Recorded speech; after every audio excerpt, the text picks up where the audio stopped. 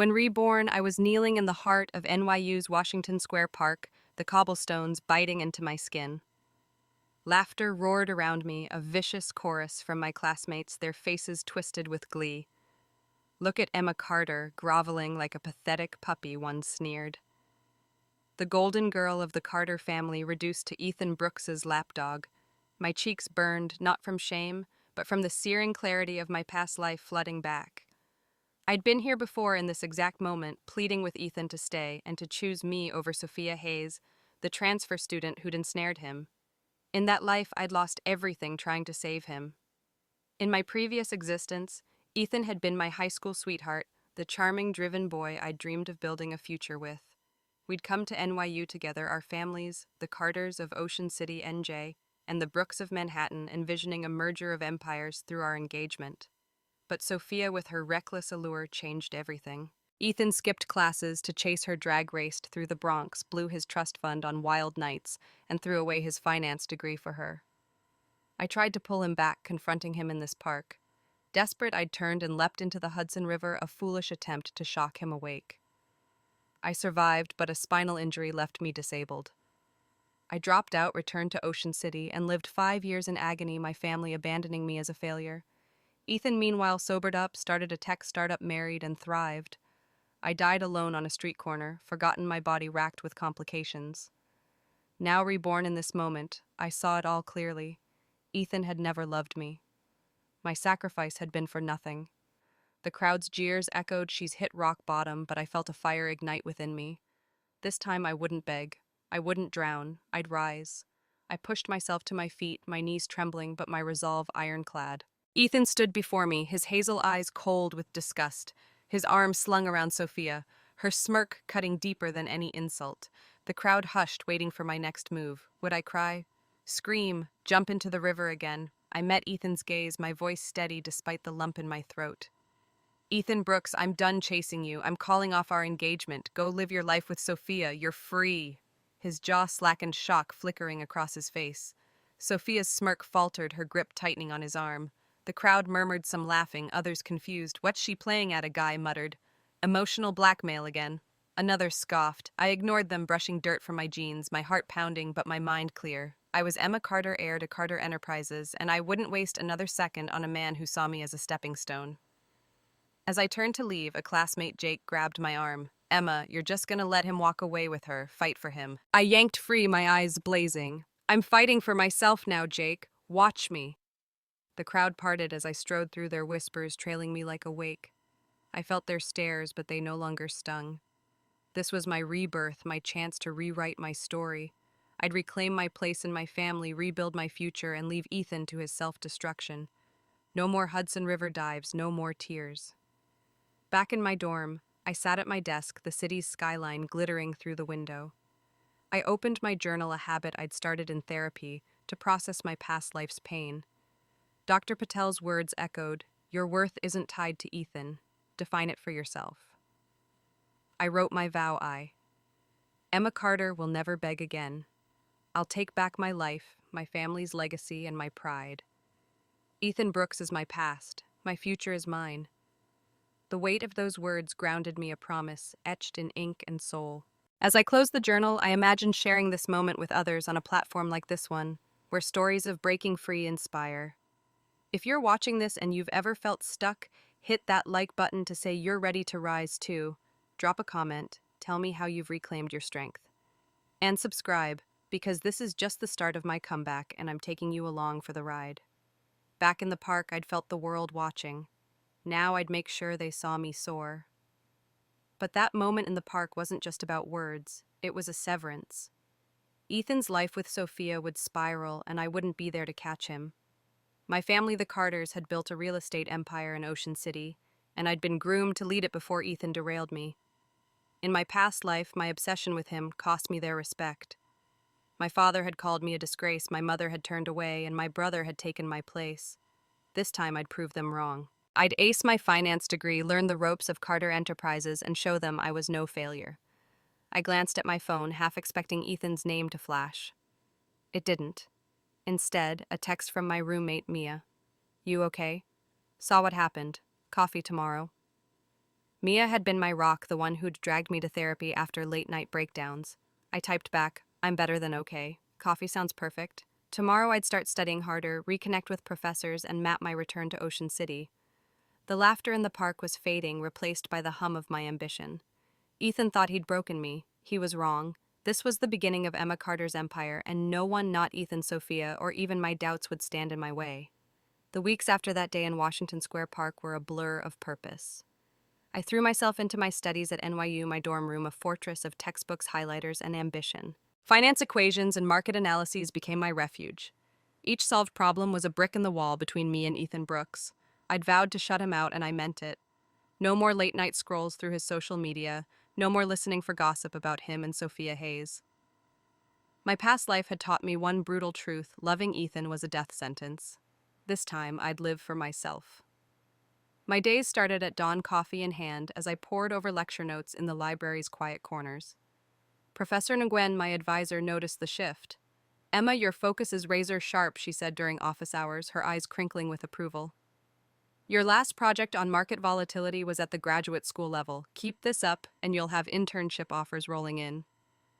Her praise lit a spark in me, a reminder of who I'd been before Ethan's chaos, the girl who'd aced AP Calculus in high school and dreamed of running Carter Enterprises. I thanked her, and my mind was already racing to the internship fair. Carter Enterprises had a satellite office in Manhattan, and I'd make sure my name reached my father's desk. But focus didn't come without cost. My past life's habits, skipping meals, pushing through stress, had left me with a stomach ulcer that flared under pressure. One night, as I burned through a case study, a sharp pain stabbed my abdomen. I doubled over, gasping, my vision blurring. My roommate Mia found me slumped against my desk. "Emma, you're scaring me," she said, her voice tight as she dialed 911. At the hospital, the doctor's words were stark. "Your ulcer's severe. Irregular eating and stress did this. Any later and it could have ruptured." Mia sat beside me, her dark curls falling over worried eyes. "Where's Ethan? Doesn't he care you're here?" I shook my head, my voice steady despite the IV in my arm. "He's not my fiancé anymore, Mia. I'm done with him." She squeezed my hand. "Good. You deserve better. But you've got to take care of yourself, okay? I'm not losing my best friend." Mia's loyalty was a lifeline, contrasting with the classmates who'd laughed in the park. She'd also been there in my past life, trying to pull me from Ethan's orbit, but I hadn't listened. Now I did. "Thanks, Mia," I whispered. "I'm learning." The doctor prescribed medication and a strict diet, and I promised to follow it. Therapy with Dr. Patel had already taught me to spot my old patterns, self-neglect, people-pleasing, and I wouldn't repeat them. Back at the dorm, I journaled again, a habit Dr. Patel encouraged to process my rebirth. I let Ethan define me once. Never again. My health studies and future are mine to protect. Writing grounded me, each word a step toward reclaiming Emma Carter. I taped a sticky note to my laptop. "You are enough." It was cheesy, but it worked. Every time doubt crept in, memories of Ethan's charm, his laugh, our high school promises. I looked at that note and kept going. My family was another hurdle. In my past life, my father, James Carter, had called me a liability when I dropped out. My mother, Eleanor, had stopped taking my calls, and my brother, Liam, had stepped into my role at Carter Enterprises. Now I'd show them I was no failure.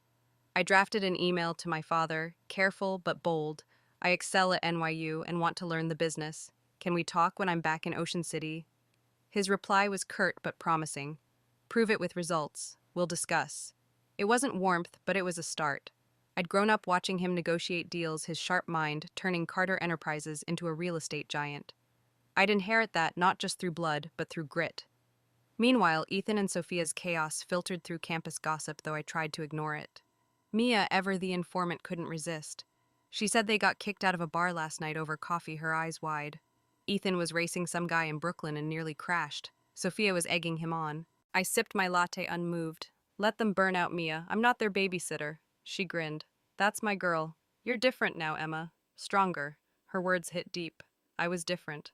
The old Emma would have rushed to save Ethan, but the reborn Emma knew he'd made his choice. One afternoon, I sat in Dr. Patel's office, sunlight streaming through the window. "You're making progress, Emma," she said, her voice calm but probing. "But tell me what scares you about letting go of Ethan completely."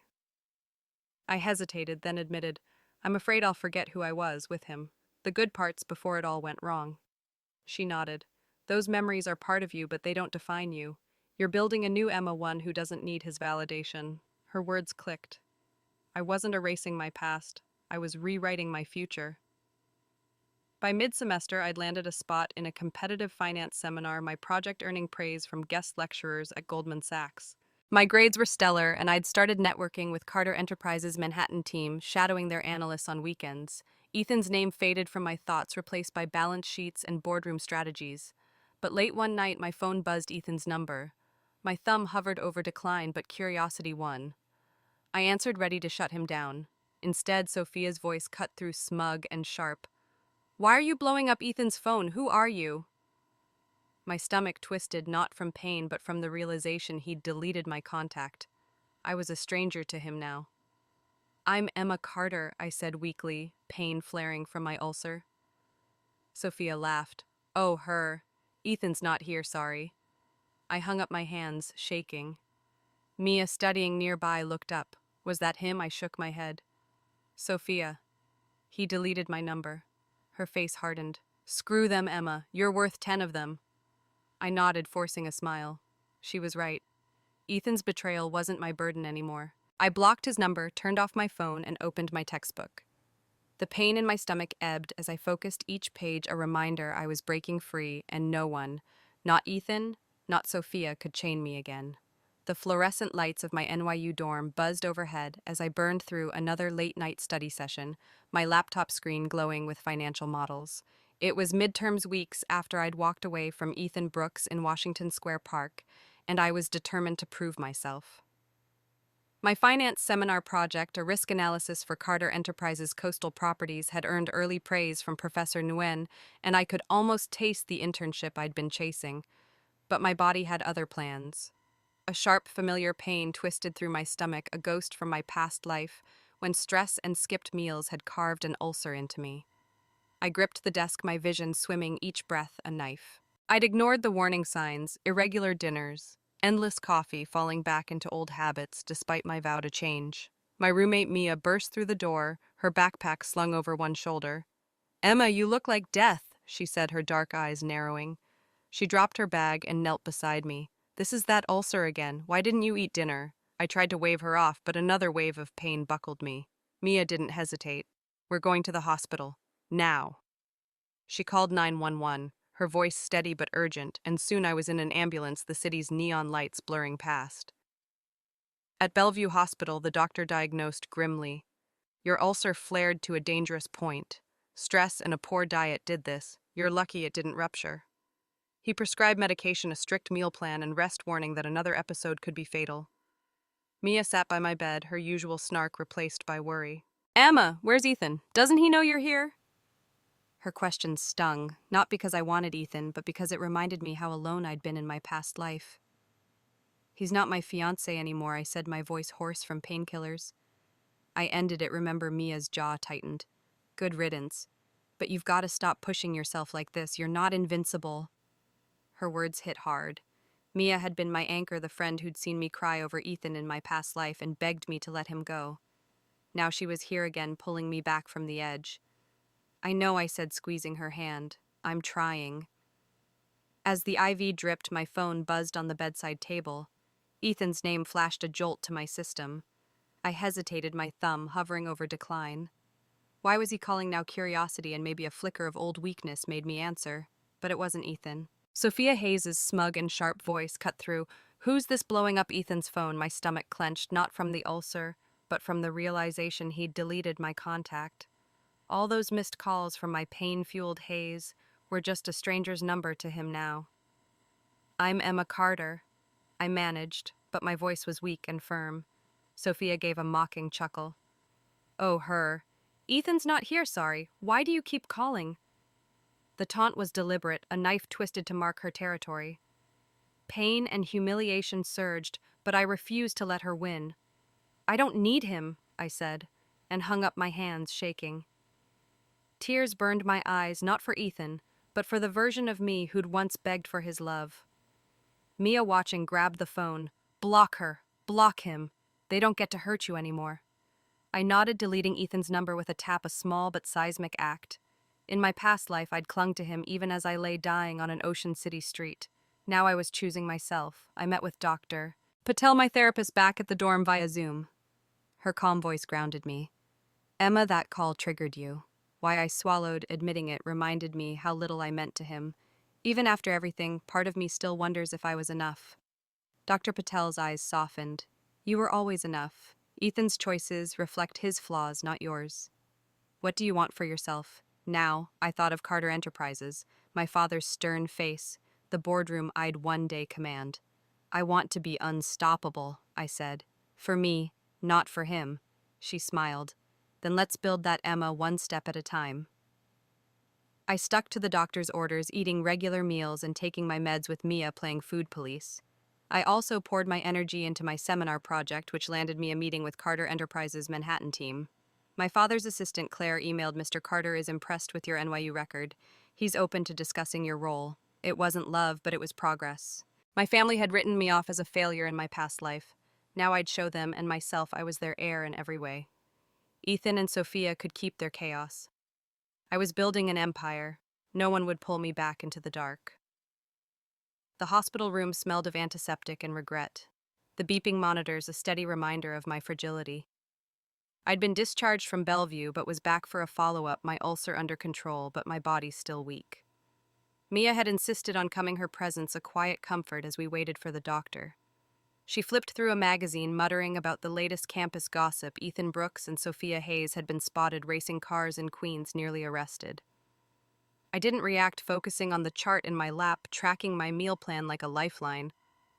I'd learned in therapy that control started with small choices, eating on time, studying with purpose, saying no to Ethan's shadow. The door swung open, and there he was, Ethan reeking of cheap beer and bad decisions.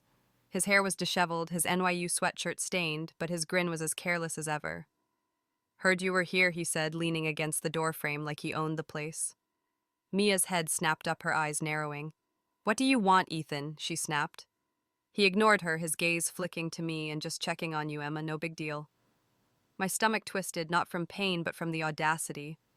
Weeks ago, I'd ended our engagement in front of a jeering crowd. Now he was here acting like nothing had changed. I sat up straighter, my voice cold. I don't need you checking on me. Why are you here? He shrugged, stepping closer, his boots scuffing the linoleum. Heard you almost died or something. Figured I'd see if you were okay. Mia snorted. Real hero. Where were you when she collapsed? Ethan's grin faltered, but he recovered, pulling a chair uninvited and sitting beside my bed. Look, Emma, you've got everything wrong with me and Sophia. She's just a friend. That engagement stuff, you were always so controlling. You know I only said I wanted out because you were suffocating me. His words were a punch echoing the excuses of my past life. Back then, I'd believed I was the problem, chasing him while he partied with Sophia. Now I saw it for what it was, deflection, controlling. I said, my tone sharp. I tried to keep you from throwing your life away, but you made your choice. We're done. Leave. His eyes widened like he hadn't expected resistance. Come on, Emma, don't be like that. We've got history, 7 years high school to now. You're not really throwing that away. Mia stood, her voice cutting. She threw you away, Ethan. Get out before I call security.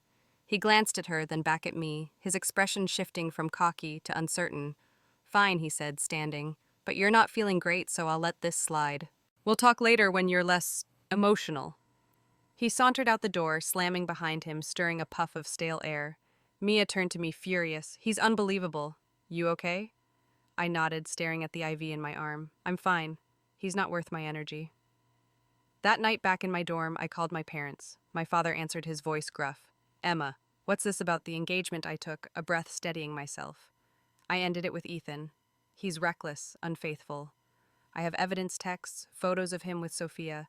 I want it over officially. There was a pause, then my mother's voice softer but cautious. This is serious, Emma. The Brooks family will want a meeting, but if you're sure, we'll back you. It wasn't affection, but it was enough.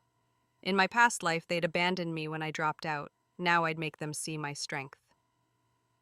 Dr. Patel's next session dug deeper. Ethan's visit stirred something, she said, her pen poised. What did it make you feel? I clenched my fists, admitting anger, but also relief. He's the same selfish guy I died for last time. I'm not that girl anymore. She nodded. You're reclaiming your narrative. What's the next step? I thought of my father's email, the internship, and the boardroom waiting in Ocean City. I'm going to ace my degree, I said, and I'm going to learn Carter Enterprises from the ground up. Ethan can't touch that. Over the next week, I doubled down. I met with Carter Enterprises Manhattan analysts, shadowing their meetings on zoning laws and property acquisitions. Claire, my father's assistant, became an ally, slipping me reports to study.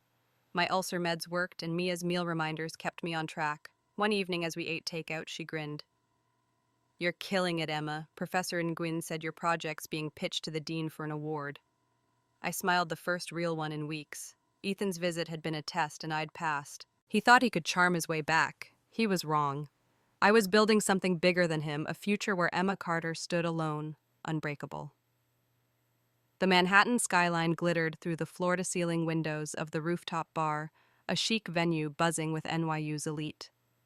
I'd been roped into attending by Mia, who insisted I needed a break from my relentless study schedule. It was late fall, months after my hospital scare, and I'd been thriving, acing my finance seminar, shadowing analysts at Carter Enterprises' Manhattan office, and earning a nod from my father's assistant, Claire, for my latest market analysis. But tonight, I arrived late, my heels clicking on the polished floor, only to freeze at the sight of Ethan Brooks, his arm draped lazily around Sophia Hayes, holding court in the center of the room. The air shifted as eyes turned to me. Whispers rippled through the crowd, classmates, acquaintances, and a few Carter Enterprises interns who knew my family's name. Ethan's voice carried loud and deliberate. Emma ended our engagement, so I'm with Sophia now. She's not some homewrecker, okay? Let's clear that up. His words were a calculated jab, painting me as the one who'd walked away absolving himself. Sophia leaned into him, her smile smug, her eyes locking onto mine with a challenge. My heart thudded, not from pain, but from the audacity. I'd have crumbled in my past life begging for his attention. Now I stood taller, my navy dress sharp and my expression calm. Mia at my side muttered, "He's pathetic, you don't need this." But I shook my head, stepping forward. "I've got this." I raised my glass of sparkling water, my ulcer meds banned alcohol, and met Ethan's gaze. To the happy couple I said, my voice clear and steady, "May you find exactly what you deserve." The room hushed, some smirking, others shifting uncomfortably. Ethan's grin faltered, but Sophia's face twisted with rage. "What's that supposed to mean?" she snapped, snatching a wine glass from a nearby table. Before I could react, she hurled it at me. The glass grazed my cheek, shattering on the floor, and a warm trickle of blood ran down my face. Gasps erupted. Mia grabbed my arm, steadying me. "Emma, you're bleeding." Ethan stood flustered, but turned to Sophia, his hands gentle on her shoulders. "Babe, calm down. She provoked you." Sophia's eyes welled with crocodile tears. "She's always looking down on me, Ethan, because I'm not some wealthy heiress." His voice softened, soothing her. "It's okay, Soph. She's just jealous." The words stung, but not like they once would have. I pressed a napkin to my cheek, blood staining the white cloth, and met his eyes. "Jealous? No, Ethan. I'm free." I turned, ignoring the crowd's stares, and walked out, Mia close behind. Outside, the cold night air hit my face, the cut stinging. Mia was livid. "They're trash, Emma. You're so much bigger than this." I nodded, my mind racing. In my past life, I'd let Ethan's betrayals define me, let crowds like this laugh me into oblivion. I saw it clearly, he needed the spectacle to feel powerful. I didn't. Back in my dorm, I cleaned the cut, the mirror reflecting a woman who wasn't broken.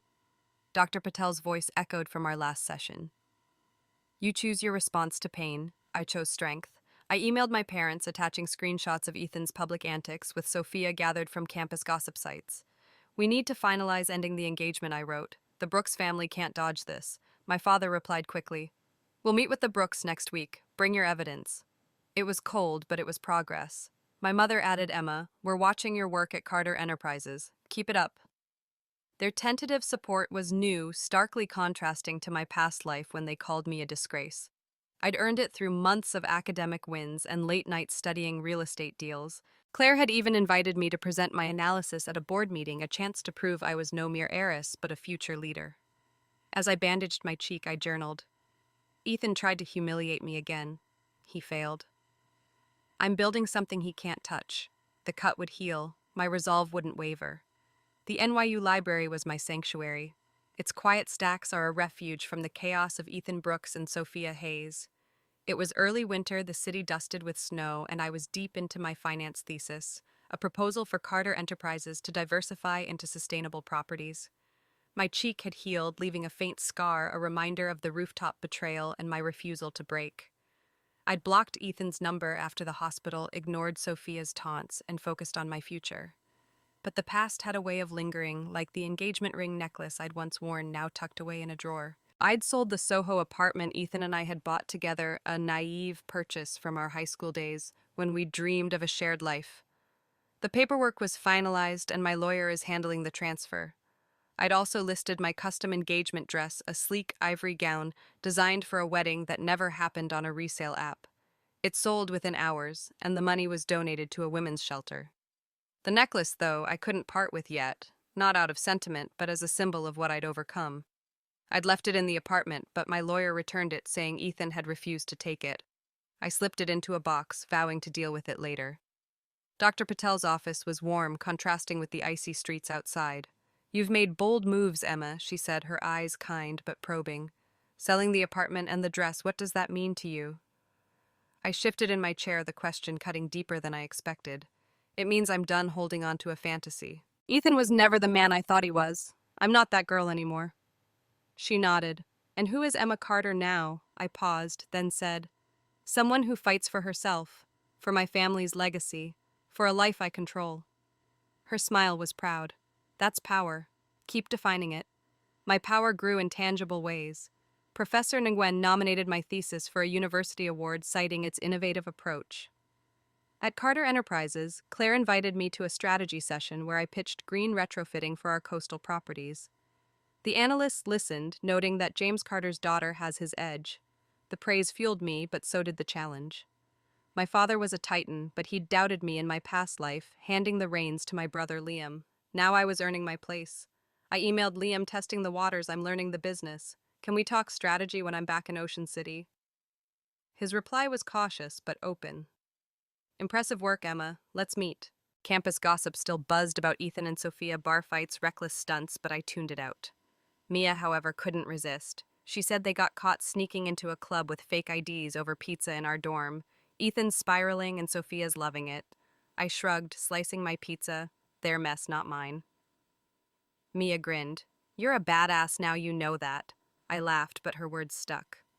I was different, focus driven, no longer the doormat who'd begged Ethan to stay. One night, as I revised my thesis, a notification pinged a campus blog post titled "Brooks Fall from Grace." It detailed Ethan's latest scandal, vandalizing a professor's car with Sophia caught on security footage. Comments speculated about his expulsion. I closed the tab, uninterested. But a memory surfaced: Ethan in high school, charming and ambitious, promising we'd conquer the world together. That boy was gone, replaced by a reckless shell. I journaled, I mourned the old Ethan once. Now I mourn the time I wasted on him. My future is brighter without him. The next day I met Claire at Carter Enterprises' office, a sleek tower overlooking the Hudson. She handed me a dossier on a potential acquisition, a rundown boardwalk in Ocean City. "Your father wants your input," she said. "Show him what you've got." My heart raced. This was my chance to prove I was more than an heiress. I spent the weekend analyzing the deal, and my thesis notes were forgotten. In my past life, I'd let Ethan's chaos derail me. Now every step was deliberate, every choice mine. Ethan and Sophia could keep their scandals. I was cutting the last ties to my past, building a legacy to outshine them both. Snow-blanketed New York City, turning NYU's campus into a hushed, white expanse. It was early spring, months after the rooftop betrayal that left a scar on my cheek and a fire in my resolve. I'd buried myself in my finance thesis, a proposal for Carter Enterprises to invest in eco-friendly boardwalk developments in Ocean City, NJ. My work had earned me a university award and a standing invitation to shadow board meetings at Carter Enterprises' Manhattan office. My father's assistant, Claire, had become a mentor, slipping me data on coastal real estate trends. Thanks to strict meal plans and Mia's relentless reminders, my ulcer was under control. I was thriving, but Ethan Brooks and Sophia Hayes were spiraling. Their chaos was a distant hum I tried to ignore. Campus gossip, however, was impossible to escape. Mia burst into our dorm one evening, her eyes wide with the latest scandal. "Emma, you won't believe this," she said, tossing her scarf onto the couch. Ethan and Sophia got caught in Central Park in broad daylight doing, well, you know. She pulled up a campus blog on her phone, the headline screaming NYU's Park Prince and his wild affair. A blurry video showed Ethan and Sophia entangled in a secluded grove, Ethan shielding her as onlookers jeered. "This is real love," he'd shouted defiant. "You squares wouldn't get it." The comments section dubbed him Park Prince, a mocking crown for his recklessness. I scrolled through the post, my expression neutral. "Let them crash and burn," I said, handing the phone back. Mia grinned. "You're ice cold now, Emma. I love it." But a text pinged on my phone, an unknown number. "You're nothing to him. I'm the one he loves. Sophia." The words were a cheap jab meant to rattle me. I blocked the number without replying, my fingers steady. I'd have obsessed over her taunts in my past life, but now they were noise. I'd learned from Dr. Patel to recognize triggers and let them go. "Sophia's desperate," I told Mia. "She knows he's sinking." The scandals didn't stop. Ethan and Sophia's antics escalated, drag racing in Brooklyn, shoplifting from bodegas, laughing as they dodged cops. One night, Mia got a call from a mutual friend, Jake. His voice panicked. "Emma, Ethan's in the hospital. Some stupid stunt went wrong. Can you come?" I hesitated, my thesis notes spread across my desk. "Why me?" I asked. Jake sighed. "You're the only one he listens to." Mia shook her head. "Don't go, Emma. He's not your problem." But curiosity and a need for closure pulled me to Bellevue Hospital. The ER was chaos, nurses bustling, monitors beeping. I spotted Jake in the lobby, his face pale. "They were experimenting," he muttered, avoiding my eyes. "Something got stuck. It isn't good." I pushed past him to the examination room where Ethan lay on a bed, Sophia clinging to him, their faces flushed with embarrassment. A doctor approached me. "You here to pay their bill? If we don't operate soon, there could be permanent damage." I shook my head, my voice cold. "Not my responsibility."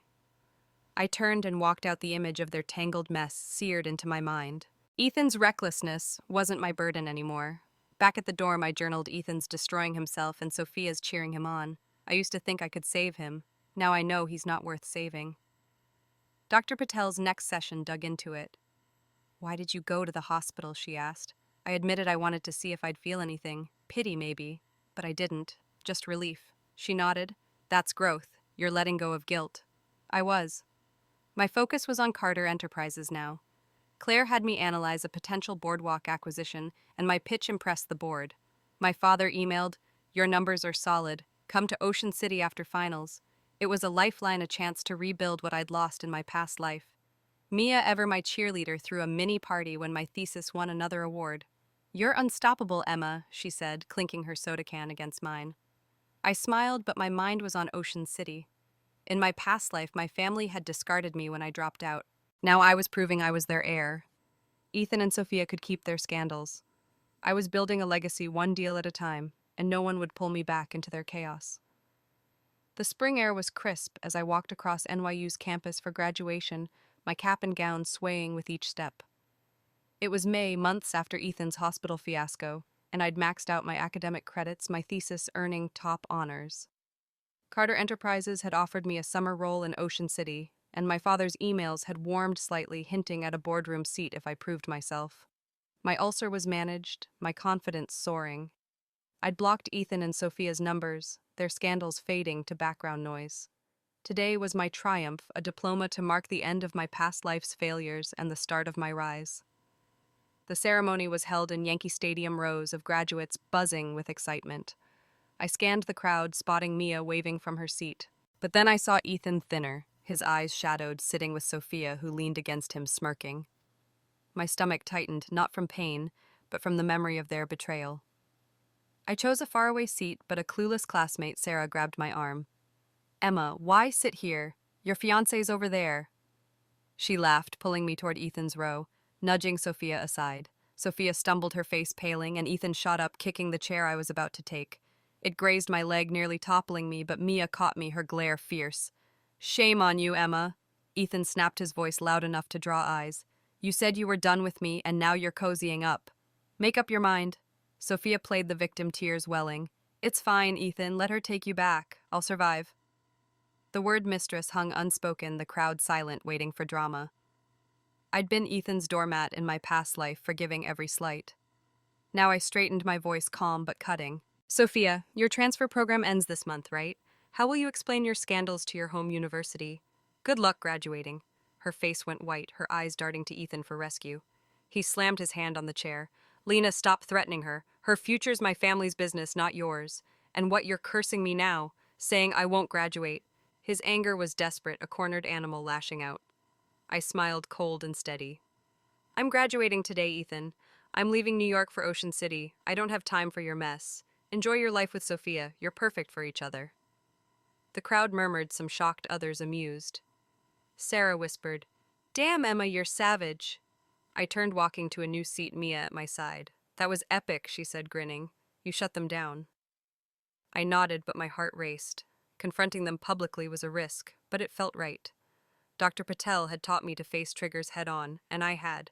In my past life, I'd died alone, abandoned by Ethan and my family. Now I was reclaiming both. My parents were waiting in Ocean City, where the Brooks meeting was scheduled to end the engagement. I'd sent them a dossier, texts, photos, the viral park prints, video proof Ethan was a liability. After the ceremony, I stood outside the stadium, diploma in hand, the Bronx skyline stretching before me. Mia hugged me. You're free, Emma. What's next? I smiled, thinking of the boardwalk deal, my father's cautious approval, the life I was building. Ocean City, I said. Carter Enterprises. A fresh start. Ethan and Sophia's drama was behind me, their faces lost in the crowd. I'd faced them and won, not with tears, but with clarity. My past life's pain had no hold on me now. I was Emma Carter, heir to an empire, and I was starting. The salty breeze of Ocean City, NJ, greeted me as I stepped off the plane, my NYU diploma tucked in my carry-on, like a badge of victory. It was June, weeks after the graduation showdown, when I'd left Ethan Brooks and Sophia Hayes in my dust. My thesis on sustainable real estate won top honors, and Carter Enterprises offered me a summer role at their Ocean City headquarters. I was here to prove myself to my father, James Carter, and the family that had once written me off. In my past life, my obsession with Ethan had cost me their respect, leaving me to die alone on these very streets. Now I was reborn, ready to claim my place as heir. My parents met me at the airport, their faces a mix of pride and caution. My father's handshake was firm, his gray eyes assessing. Your work at NYU was impressive, Emma, he said. Let's see if you can handle the real thing. My mother, Eleanor, offered a rare smile. We're meeting the Brooks family tomorrow to end the engagement. Your evidence was thorough.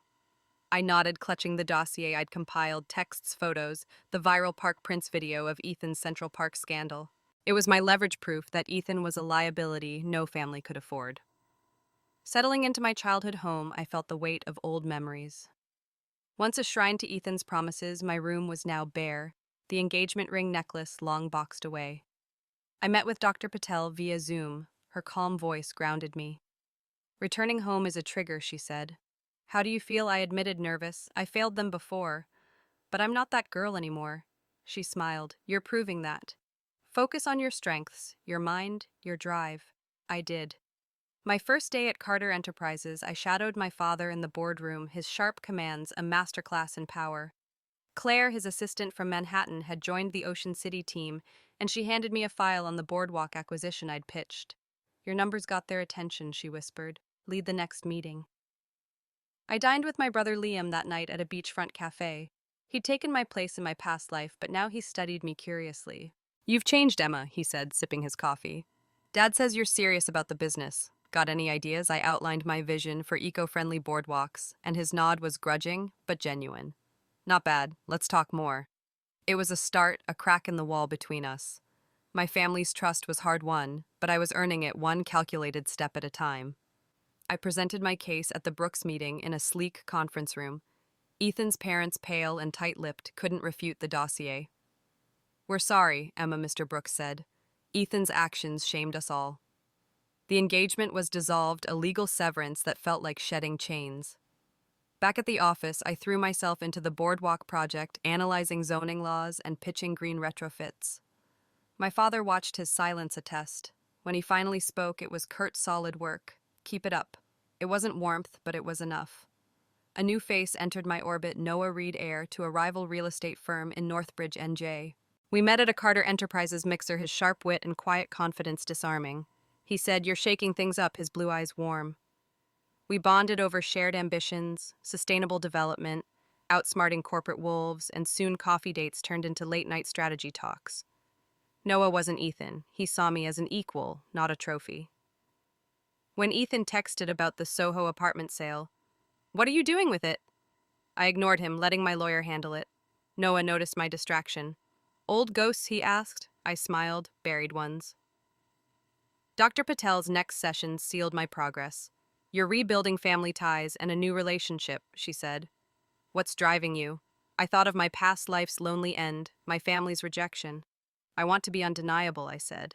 To them, to myself. I journaled that night. Ocean City is my proving ground. Ethan's gone. Noah's a possibility. Carter Enterprises is my future. I was no longer the girl who'd begged for love. I was Emma Carter rising, and nothing would stop me. The Ocean City boardwalk gleamed under the summer sun, and its new eco-friendly kiosks are a testament to my vision. It was August, 2 months into my role at Carter Enterprises, and my pitch had secured funding for the sustainable retrofit. My father's approval was subtle, a nod during a board meeting, but Claire whispered, "He's proud, Emma. Keep pushing." My brother Liam had joined my team, and our late-night strategy sessions were rebuilding a bond I'd thought was lost. Noah Reed was now a steady presence, our dates blending business talk with quiet moments on the beach. My past life's pain felt distant, but Ethan Brooks had a way of clawing back. My phone buzzed when I was leaving the Carter Enterprises office, a glass tower overlooking the Atlantic. A new number, but the voice was unmistakable. Ethan, his tone a mix of desperation and arrogance. "Emma, enough with the drama. Come back and I'll forgive you. We can start over." I froze, the boardwalk's bustle fading. Noah, walking me to my car, raised an eyebrow. "Who's that?" I handed him the phone, my voice steady. "Ethan, thinks I'm still his." Noah took it, his tone calm but firm. "Hey man, Emma's my fiancée now. You're done here." He hung up, then kissed me softly, his eyes playful. "Sorry, had to stake my claim. Fiancé was premature. We'd only discussed it, but I laughed, the absurdity of Ethan's call fading. "You're ridiculous," I said, but my heart warmed. Noah's steadiness was new, a contrast to Ethan's chaos. That night I journaled, "Ethan's delusional, but I'm not. Noah sees me. I'm building something real." Dr. Patel's next session dug deeper. "Ethan's reaching out because he's losing control," she said. "How does that make you feel?" I admit, it's satisfying. He's irrelevant now. She nodded. "You're claiming your power. Hold on to it." Days later, Ethan appeared outside my office, haggard and unshaven, his clothes wrinkled. He clutched the engagement ring necklace I'd left in the Soho apartment, the platinum glinting in the sun. "Emma, I was wrong," he said, his voice raw. "I kept the condo and repurchased your dress. I know I screwed up with Sophia. Please, one more chance." His eyes were red, desperate, but I felt only pity. In my past life, I'd died chasing his approval. Now I stood firm. "Ethan, meet Noah Reed," I said, gesturing to Noah, who'd joined me. "We're engaged. Our families are planning the ceremony. Move on." Ethan staggered, gripping a nearby bench. "You're serious," he whispered. I nodded, lifting my hand entwined with Noah's. "I'm done with you." His face crumpled, but I felt no guilt. The Brooks family had cut him off. I'd heard his scandals, from the Park Prince video to vandalism, had cost him his inheritance. My lawyer confirmed the apartment sale. Ethan had no claim. As we walked away, Noah squeezed my hand. "You okay?" I smiled. "Better than ever." At Carter Enterprises, my boardwalk project gained traction, with Liam pitching in on logistics. My father called me to his office, a rare summons. He said, "Your retrofit's ahead of schedule," and his tone is almost warm. "You're proving yourself, Emma." I nodded, pride swelling. In my past life, he'd called me a failure. Now I was his heir. Noah joined us for dinner that night, charming my mother with talk of Northbridge expansions. Liam raised a glass. "To Emma, the future of Carter Enterprises." I clinked my glass, my heart full. Ethan's plea was a fading echo, a ghost I'd buried. I was building an empire, a family, a life, and no one, not even Ethan Brooks, could touch it. The grand ballroom of the Brooks family estate in Manhattan shimmered with chandeliers, a stark contrast to the tension simmering beneath the polished surface. It was late summer weeks after Ethan Brooks' desperate plea outside my Ocean City office. I'd thrown myself into Carter Enterprises, my eco-friendly boardwalk project earning headlines and my father's rare praise. Noah Reed. My fiancé was a steady presence, our engagement solidified with a quiet beachside proposal. My brother Liam had become an ally, co-leading the boardwalk expansion, but tonight I was in New York for the Brooks family's annual gala, a favor to my parents to maintain business ties despite the dissolved engagement. I hadn't expected Ethan to make a scene. I entered arm in arm with Noah, my emerald gown catching the light. Heads turned whispers noting the Carter heiress and the Reed heir a power couple. Across the room, Ethan knelt before his grandfather, Charles Brooks, his face haggard. Sophia Hayes stood behind him, her eyes red with tears, clutching a silk shawl. "Grandpa, I know I messed up," Ethan said, his voice trembling. "I'll make it right." Sophia stepped forward, her voice calculatedly soft. "Mr. Brooks, I'm pregnant with Ethan's child." "It's your family's blood." The room froze, guests exchanging shocked glances. Charles Brooks' face darkened, his voice icy. "We've disowned Ethan for his scandals. Would we welcome your child?" An elder scoffed. "We don't need a bastard dragging our name further into the mud." Sophia's facade cracked, her voice rising to a shriek. "How dare you? This is Ethan's child." Security moved in, restraining her as she lunged forward, her shawl falling to the floor. Ethan didn't look at her. His eyes were locked on me, pleading. "Emma, I'll fix this. I'll end things with Sophia. I want you back." Charles slammed his cane on the floor. "You dare mention Emma's name. You've shamed us enough." He turned to me, his expression softening. "Emma, we failed you. Ethan's actions were our disgrace. We'll ensure he faces consequences." I nodded, my voice calm. "I've moved on, Mr. Brooks. I wish your family well." Noah squeezed my hand, his presence a shield. Sophia, still restrained, screamed, "You're nothing without Ethan." "Emma," I met her gaze unflinching. "I'm everything without him." As we left the ballroom, Noah whispered, "You handled that like a queen." I smiled, but my heart raced. In my past life, I'd crumbled under Ethan's betrayals. Now I stood tall, my family's legacy and Noah's love behind me. Back in Ocean City, Dr. Patel's session helped me process. "Ethan's desperation is about him, not you," she said. "What do you take from this?" I answered. "Closure. He's lost everything, and I've gained everything." I journaled that night. The Brooks Gala was Ethan's last stand. I'm free not just from him, but from my past self. Days later, news broke. Ethan had been arrested for coercing Sophia's abortion, a desperate act to fix his mistakes. The Brooks family publicly cut ties, stripping him of his inheritance. Sophia's pregnancy ended in tragedy, leaving her infertile, her dreams shattered.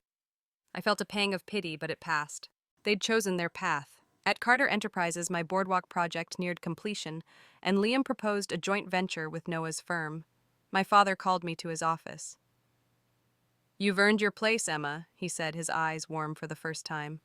"Lead the next phase." I nodded, pride swelling. Ethan's reckoning was his own. Mine was beginning. The Ocean City boardwalk glowed under fairy lights, its eco-friendly kiosks bustling on my wedding day to Noah Reed. It was spring years after the Brooks Gala, and Carter Enterprises had made me a national name, my sustainable projects gracing financial headlines. My family, once distant, now stood united with Liam as my right hand, and my parents beaming with pride.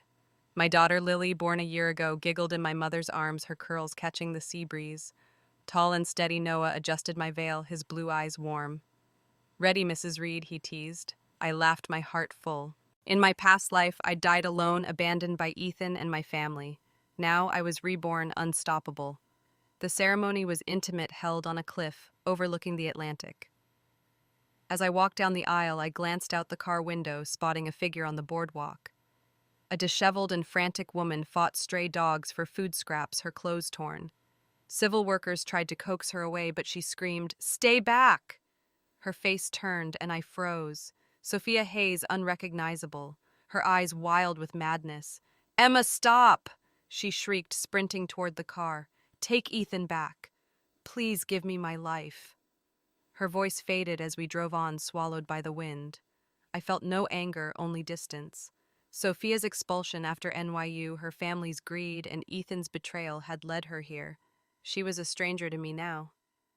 At the altar, Noah's vows grounded me. "Emma, you're my partner, my equal. I love you for your strength, not your name." I smiled, my vows echoing, "You see me, Noah. With you, I'm whole." Lily clapped, stealing the show, and laughter rippled through the guests. My father toasted at the reception, "To Emma, our legacy's future." Liam raised his glass, his grin genuine to my sister, the boss. The boardwalk my vision brought to life sparkled behind us, symbolizing my triumph. Years later, I stood outside Carter Enterprises headquarters, now CEO, my face on Forbes as a trailblazer for women in business. Lily, now 5, held my hand, her chatter bright as we waited for Noah. A figure lingered across the street, gaunt and weathered. Ethan released from prison after serving time for Sophia's coerced abortion. The Brooks family had disowned him, and his scandal's vandalism, racing the Park Prince video, sealed his fate. He'd written me letters from prison. I'd burned them unopened. His eyes met mine through the crowd, red with regret, a shadow of the boy I'd once loved. In my past life, he'd never looked back, even as I died. Now he saw what he'd lost me, thriving with a family and empire he'd never touch.